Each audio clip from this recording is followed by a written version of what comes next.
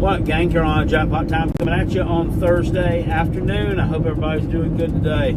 I'm doing what I normally do, stopping and starting on Interstate 85 in the upstate of South Carolina, in our upstate. South Carolina's upstate, or should I also call this New Jersey's southernmost county?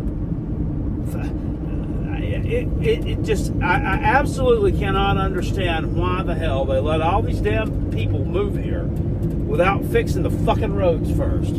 I gotta find some place to vent to. It's ridiculous. There is this one exit 54 on I-85 North. Pelham Road is the name of this exit. It had always been a shit show to get off of, just because it comes up quick and you got to get off. Well, a couple of 3 years ago, they redid the exit to where they built an additional lane on the outside, and they turned that lane sort of into an exit lane, like an extended long exit lane, to get everybody off of the interstate, so that needed to take this exit to supposedly reduce the congestion. It worked for about 3 or 4 months, and now we're right back to the same place we were before. Same congestion, same damn spot. I'll get up to it. It'll be congested and stopped until we get there. And once we get past that, the traffic will move slowly to exit 56, which is where you get off to go to the airport. And then from there to the exit I need to take to get to our warehouse, it'll be smooth sailing. This has been going on for years. And one of the reasons I want to move away from this area, just I can't stand it. Anyway, getting into what I wanted to talk about here today. Recruiting. South Carolina finally gets a win on the recruiting trail yesterday, and a pretty big one too. Offensive lineman Kamari Blair, out of the Clarksville, Tennessee area, commits to the Gamecocks last night over Ole Miss and Tennessee. It's pretty significant. South Carolina and Shane Beamer shoving Josh Heupel into a locker, taking a player from their state, which they actually were able to get a kid out of North Carolina a couple of weeks ago in one JT Shabazz that South Carolina was really hard in on. So I guess turnabout's fair play in that regard. We got one, they got one. South Carolina's also got a commitment from a very high 4-star guy out of Carver's Bay, Zion Giles, been committed for a while. So that's shaping up to be a pretty good recruiting class in terms of the offensive line. I was watching a video for some reason a while ago that Tennessee Booger Pot did, and he was talking about some guy named Austin something or other over on Twitter. Austin Price, maybe. I don't know who this is. You Voltards have got your own little set of people over there. Had made this comment that South Carolina was desperate because they got they lost some, making the the assumption that South Carolina offered them a bag, I guess. South Carolina's been offering them like a significant revenue sharing package, from what I understand. Not really so much the bag. So this Austin Price, unsurprisingly, probably doesn't know what the hell he's talking about. And South Carolina's not desperate. They've recruited well in that position, but it was nice to get somebody desperate. Making, with the undertone that the only way we could get somebody, of course, is to drop a big bag. And that's what everybody says when I get beat out on a recruit. That's what I said when we got beat out by Georgia for that kid the other week. I forgot his name now, so I guess it really didn't matter that much, did it? No, it didn't. But it's great. We're still recruiting great on the offensive line. Love it. SEC Media Days, I believe that wrapped up today. I've got to watch Eli Drinkowitz and Mark Stoops interviews. And it was somebody else too today. I'm not sure who it was. I'll find that out when I go watch them. But guys, look, it's great that we're recruiting so good on the offensive line, but my God, At some point in time, this has got to translate to Saturdays. You've heard me say this over here on this channel before, and I'm not going to stop saying it. They gave up 41 sacks last year. That's terrible. That's awful. That's an average of like 7 or 8 a game, I think. And that's with not giving up any against Vanderbilt, and it was either Vanderbilt and Mizzou or Vanderbilt and A&M. They didn't give up any sacks. So I mean, you take that and plug their average into those 2 games and say they gave up that many sacks there. They gave up over 50, which would have to be a program record. So that's gonna that number's got to get, that number should be cut in half. Lenora Sellers, his running abilities, his escapability factor, and then 2, Rocket Sanders. I think they masked a lot of problems along that offensive line last year. I thought that they had gotten better in the second half of the season. I'm not so sure that they did.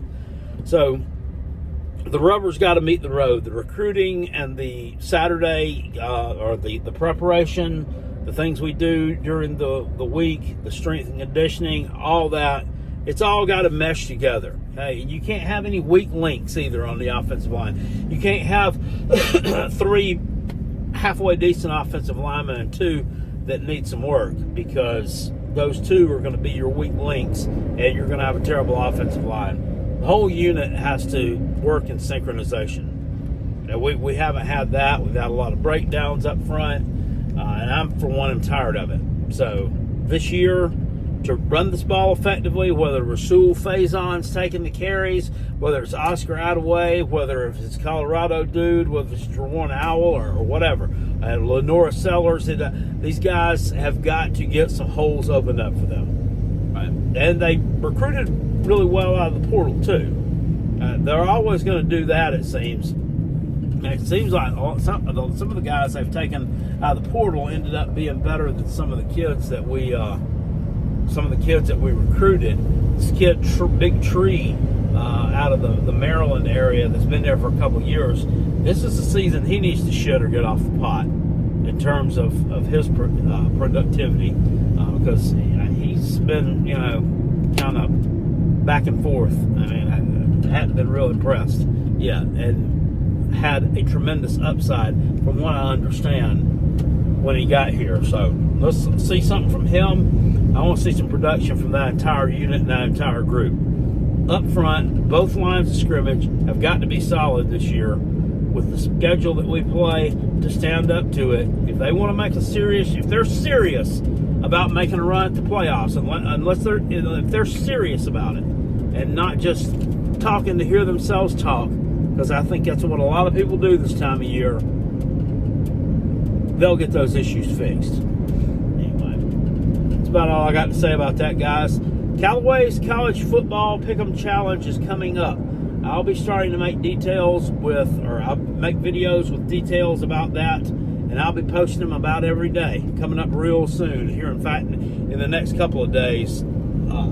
Honestly, we're going to get your payment in. It's $20 a week, or excuse me, $20 I'm looking at my thing right there to see. It says potential spam. Some potential spam in that potential treat meat. Somebody's calling with.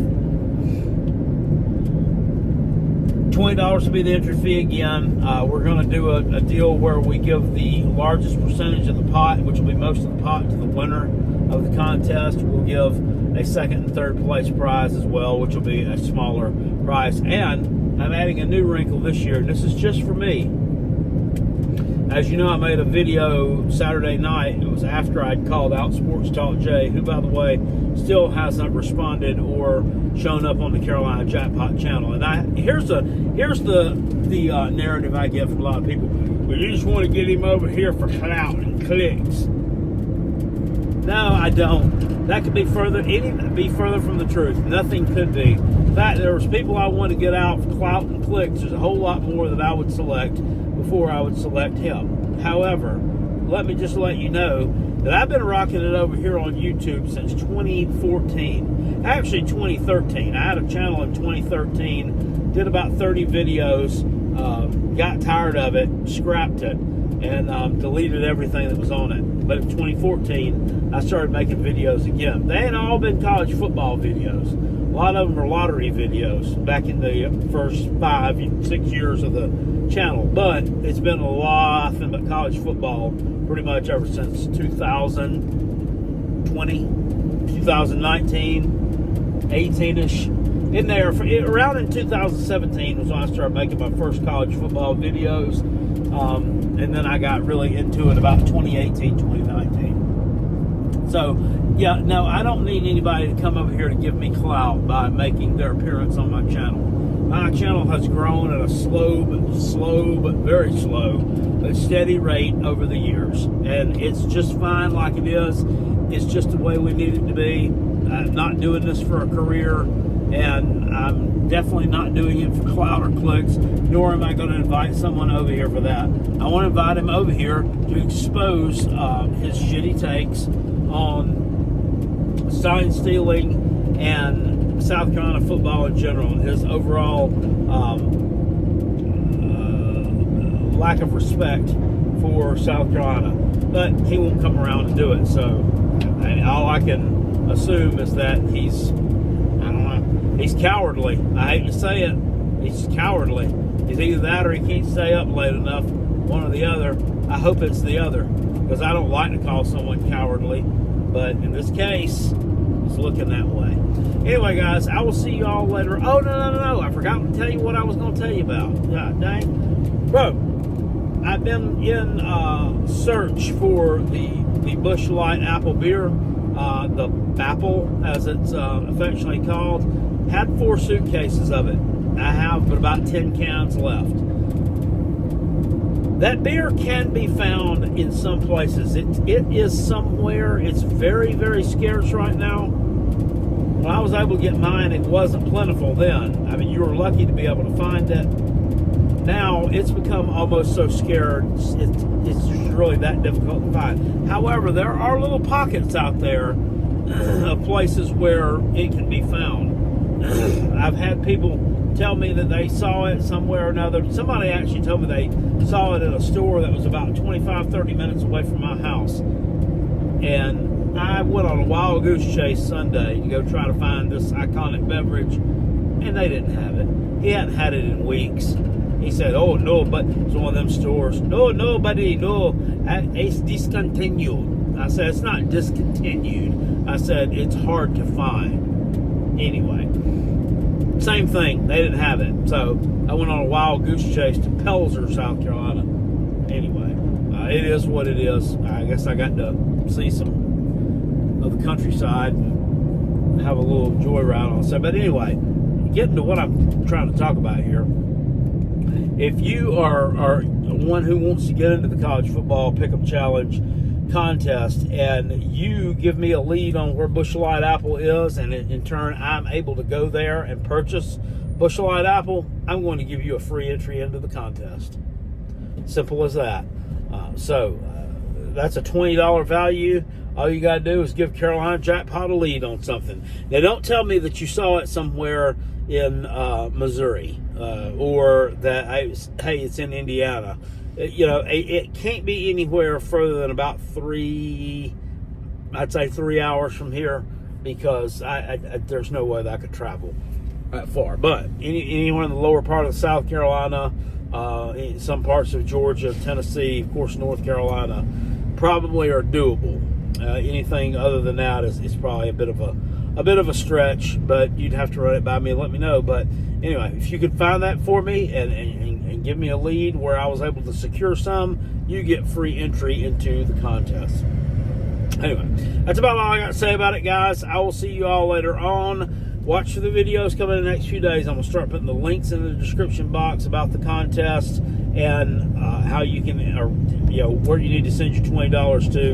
And I will start explaining the rules around the contest and how everything's going to work. Okay? I will see you all later on. Appreciate your peace, and I'm out of here. Go Gamecocks.